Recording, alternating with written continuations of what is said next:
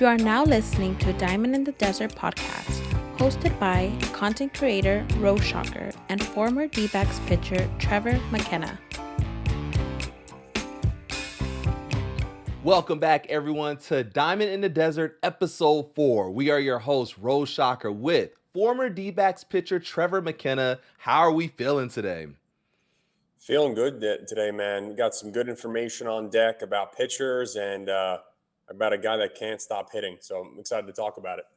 Red hot hitting, and we also have a new signing. I cannot wait to get into it. And we are 24 days away from opening day. Shout out to number 24, Kyle Nelson, reliever of the Arizona Diamondbacks. And make sure to download the podcast on Spotify, Apple, or wherever else you listen to podcasts on.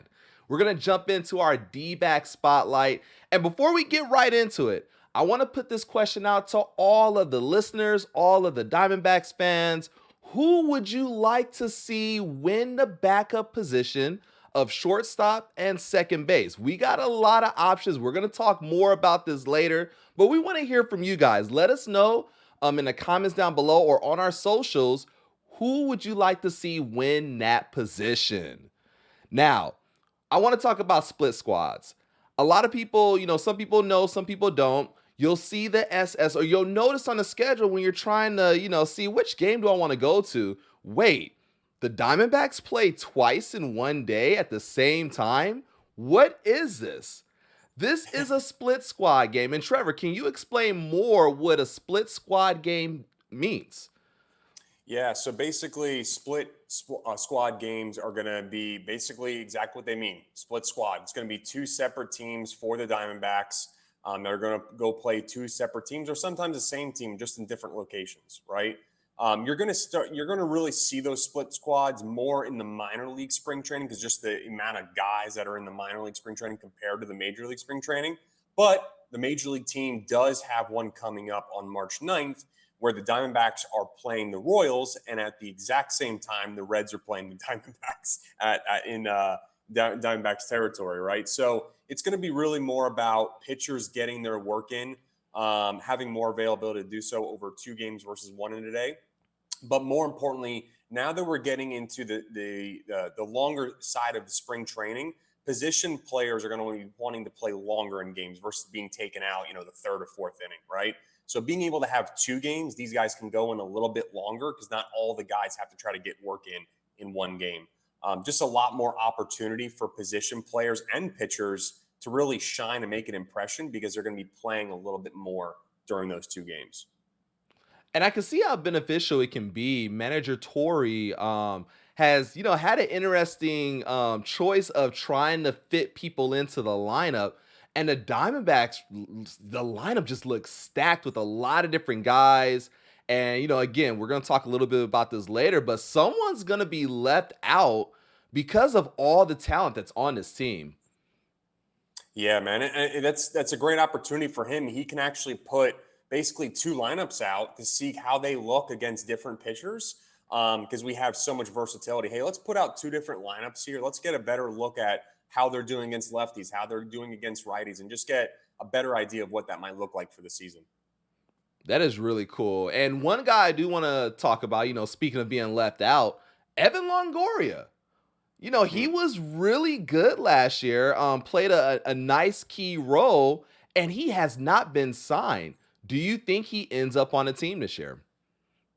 That's the main question, right? Is he going to retire? Do you see him getting on a team? Kind of went through all the teams, kind of see like, okay, who needs a veteran third baseman right now, right? And I see five teams: Brewers, Yankees, Padres, Mariners, and Blue Jays.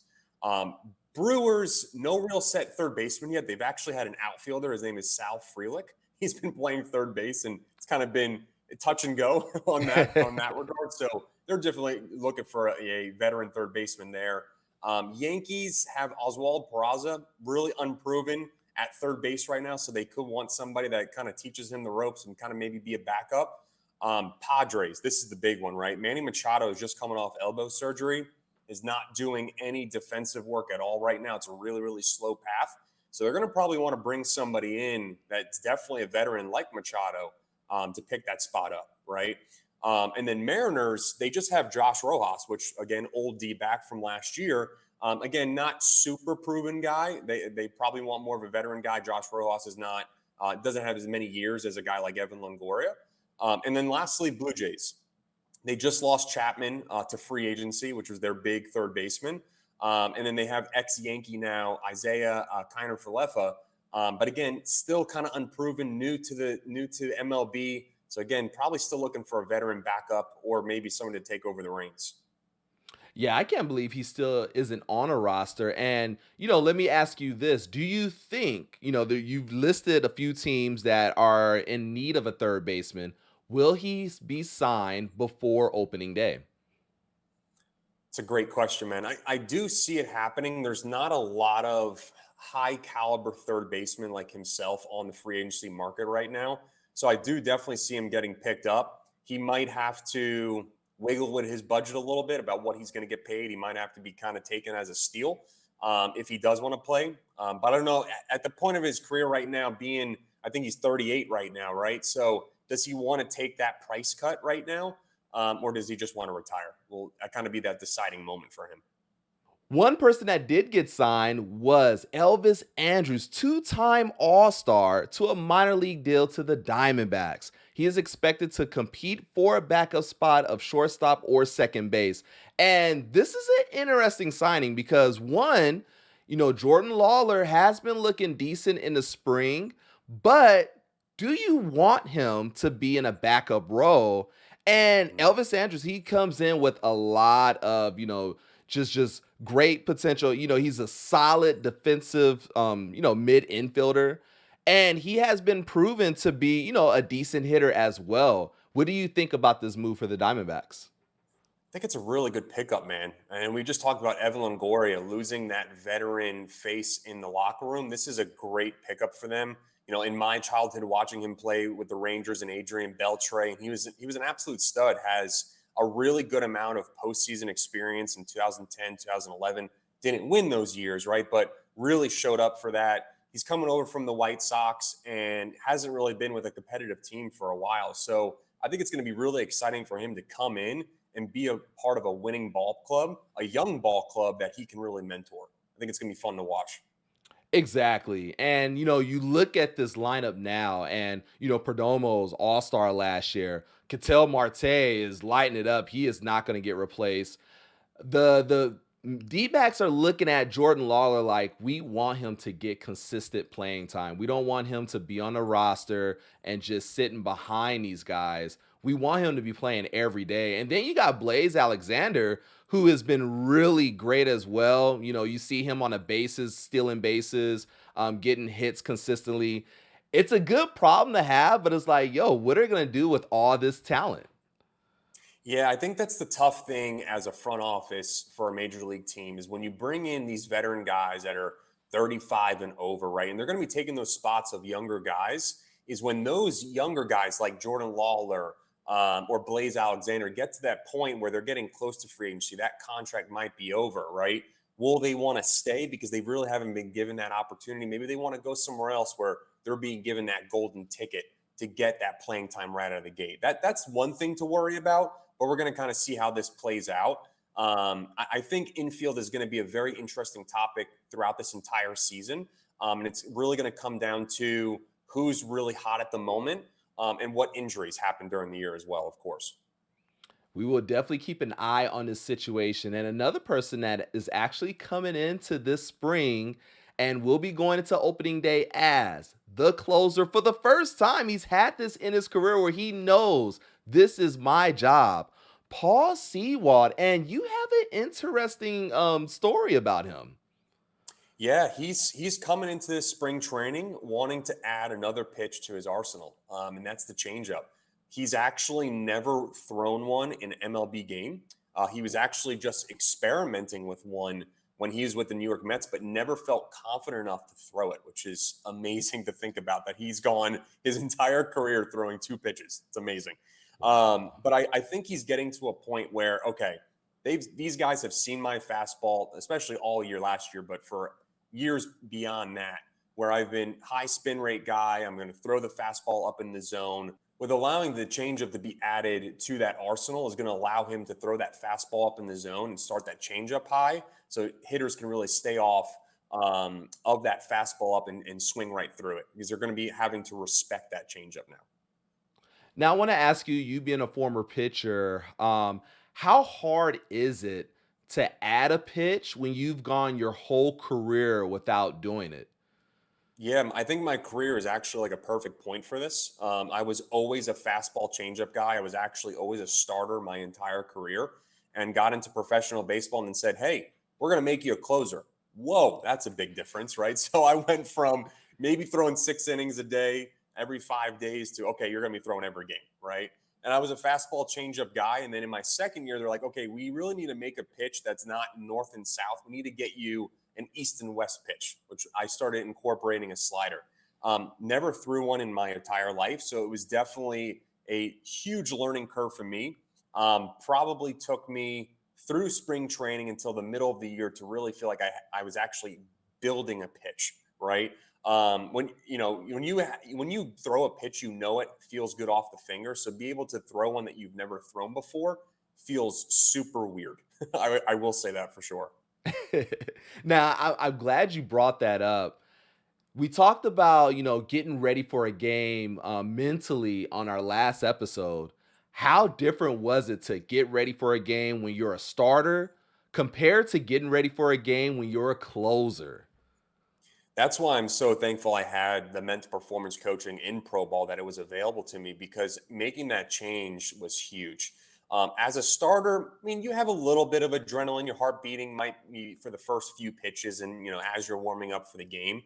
But as a closer, once that phone rings and you're starting to warm up, you are all high adrenaline, and it's high adrenaline situations. It's high pressure, and you really have to learn how to control your thoughts and your breath when you're coming later into a game as a reliever, versus as a starter. You're thinking, okay, even if you give up a home run right in the first inning, that's okay. I still have 5 innings to go. I can calm down. As a closer, that could mean the game. If you give up a home run, game's over, right? So being able to change that mentality is huge. Yo, I'm excited to see Paul Sewald's changeup throughout this year. And it's real cool that he's decided to add to the arsenal and wants to see himself get better. Yeah, man, it's really looked good in the spring training this so far, getting a lot of ground balls. So excited to see what happens this year. All right, spring training results of the week. The D-backs played in a few games since we last did our podcast. And the first day that we're going to start or talk about is Friday. They had an evening game against the Reds, and it was a high-scoring game. One guy that we had mentioned that was signed to a minor league contract was Kyle Garlick. He hit 2 home runs in that game. Did you get to Oh man, watch that game, and what did you like from the team and their performance? they looked excited to be out there. I think for the D-backs and the Reds to play their first night game in spring training, they haven't played a night game since last season, right? So just be under the lights again, to feel that feeling of playing those night games is a whole different experience in those day games, right? So I think everybody was feeling really good. Garlic obviously was feeling really good. He must have ate something really well the game, the night before or something, because he had some extra power, man. He really looked good at the plate, and just really had a plan going up there, which I was glad to see. And Corbin Carroll also looked good, 3 for 3 with a double. Blaze Alexander, we've been talking about him a lot. 2 for 3 with the triple. One guy that did have a rough outing was Slade Ciccone. He had a really good first outing, but in this one, 2 innings pitched, gave up 5 hits and 2 earned runs. And I want to talk about this because something interesting happened with him. He was removed from the game with 1 out in the second inning, but was able to return in the third inning. Now, of course, you can't do that in the regular season, but how do you like the managing of Slade Ciccone in that type of spring where you can take him out but then put him back in and let him reset and just see where his stuff is after that? Yeah, I love to see that. I mean, they could have easily ended his night right there, but they said, okay, you know what? Let's get him. He's at a certain pitch count. Let's get him out of that inning, so that way he can go back to the dugout, treat it as normal, like he just got 3 outs in a row, sit in on the bench, relax, get your mindset back, and then get back out there, right? And for everybody out there, like we talked in previous podcasts, guys are really starting to work on things, right?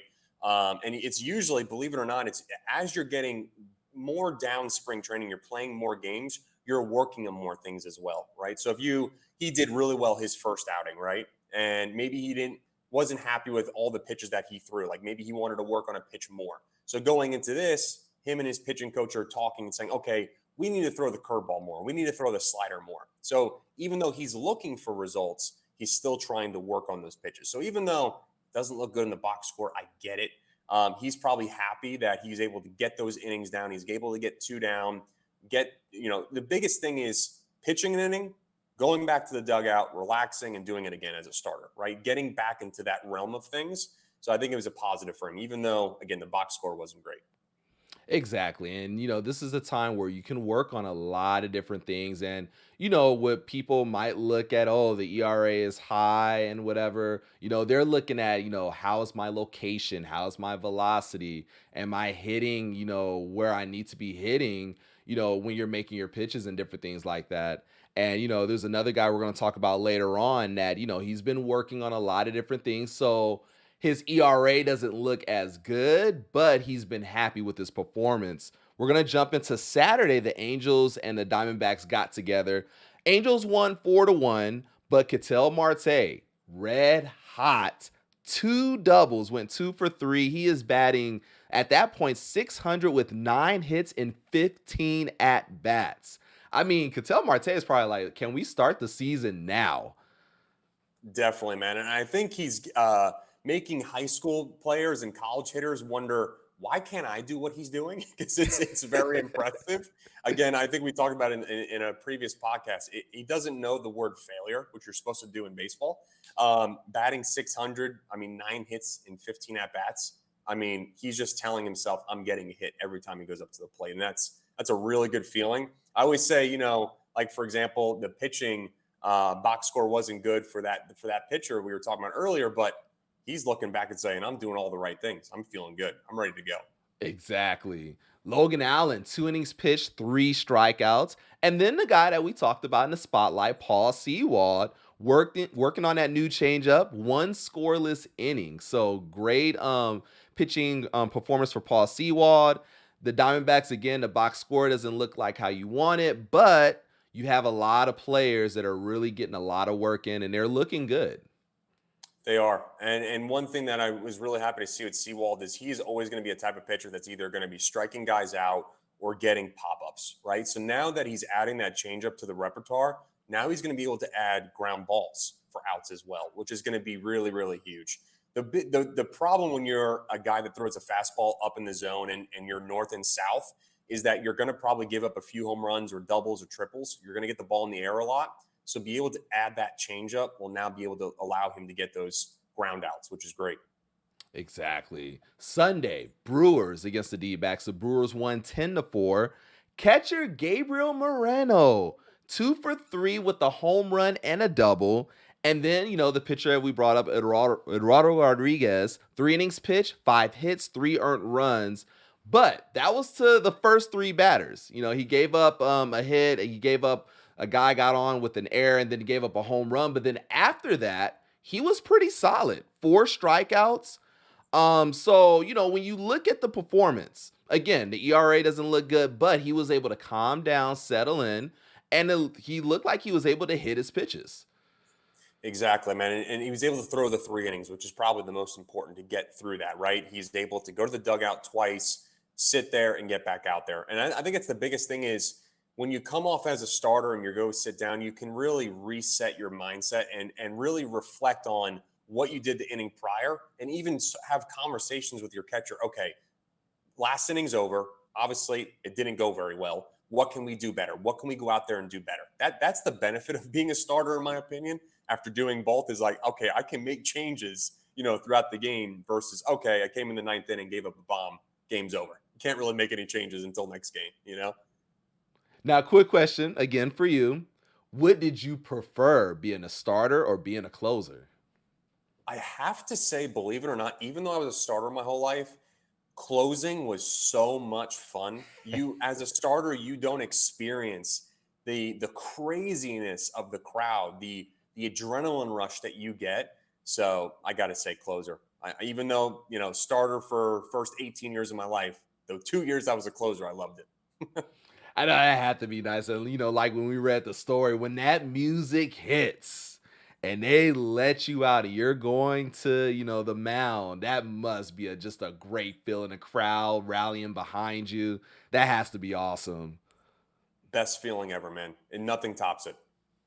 And then we had a game today, White Sox versus the Diamondbacks. They played a little bit earlier. White Sox won 5-2. Andres Chaparro's second home run of spring training. He was picked up by the Yankees organization. Luis Frias pitched an inning with 2 Ks. What did you like about the performance today? So Andres, I'm gonna give out a little glimpse here. So I noticed that obviously with the Yankees organization, they can't hold the facial hair, right? So now that he's got a beard, I think he's feeling a little bit better about himself. He doesn't have to be clean shaven. He's feeling more comfortable at the plate, right? He's feeling, a little bit stronger, right? So I think that's what it is. All jokes aside, man's crushing it. He's got awesome power.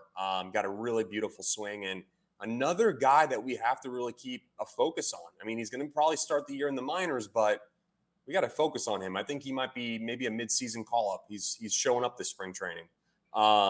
And Luis Frias, I mean, I've talked about him before. Absolute stud. El Caballo coming down hard off the mound and just slinging that fastball and his curveball, just making guys look stupid. It's fun to watch. Always fun to watch. And then, later on this week, we got a couple of other games. We got Tuesday, the Dbacks versus the Giants. And then on Wednesday, the Dbacks will be playing the Reds again. So for those of you guys looking for spring training games, you can look to catch those two, at least, before our next podcast. And we'll be covering every game this year. Well, that is the episode 4 of Diamond in the Desert. Again, make sure to download the podcast on Apple, Spotify, or wherever else you listen to podcasts on. We have a lot of excitement stuff around the D-backs, a lot of, potential. What are the Diamondbacks going to do with all of this talent on this team? I cannot wait to see how it unfolds. I am Roshocker with my guy, Trevor McKenna, and we will see you guys later. Thank you for listening to Diamond in the Desert podcast.